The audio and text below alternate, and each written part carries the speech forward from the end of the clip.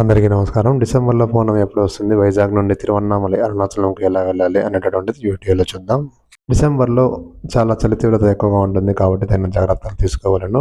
డిసెంబర్‌లో పౌర్ణమి డిసెంబర్ 4వ తేదీ ఉదయం 8:30 స్టార్ట్ అయ్యి తర్వాత రోజు డిసెంబర్ 5వ తేదీ తెల్లవారుజామున 4:40 పూర్తవుతుంది. పౌర్ణమి నాడు వైజాగ్ నుండి తిరువన్నామలై, అరుణాచలంకి డైరెక్ట్‌గా ఎటువంటి ట్రైన్ లేదు కాబట్టి కాట్పాడికి వచ్చి కాట్పాడి నుండి తిరువన్నామలై, అరుణాచలం చేరుకోవచ్చును. విశాఖపట్నం నుండి ట్రైన్ నెంబర్ 12835 డిసెంబర్ 3వ తేదీ మధ్యాహ్నం 12:30 బయలుదేరి తర్వాత రోజు కాట్పాడికి డిసెంబర్ 4వ తేదీ తెల్లవారుజామున 2:35 చేరుతుంది. కాట్పాడిలో కొంతసేపు రెస్ట్ తీసుకున్న తర్వాత కాట్పాడి నుండి ట్రైన్ నెంబర్ 66025 విల్లుపురం మెము ఎక్స్ప్రెస్ తెల్లవారుజామున 5 గంటలకు బయలుదేరి తిరువన్నామలై, అరుణాచలం 7 గంటలకల్లా చేరును. తిరువన్నామలై, అరుణాచలం చేరిన తర్వాత అక్కడ రూమ్ బుక్ చేసుకున్నచ్చు ఫ్రెష్ అయ్యి తిరువన్నామలై, అరుణాచలం యొక్క రాజగోపురం దగ్గరకు రాగలను. అక్కడ వినాయక స్వామి ఆలయం ఉన్నది. దండం పెట్టుకుని గిరి ప్రదక్షిణ స్టార్ట్ చేయను. గిరి ప్రదక్షిణ టోటల్ గా 14 కిలోమీటర్లు ఉంటుంది. గిరి ప్రదక్షిణ స్టార్ట్ చేసిన తర్వాత 3 లేదా 4 కిలోమీటర్ల తర్వాత నిత్యానంద స్వామి ఆశ్రమం వస్తుంది.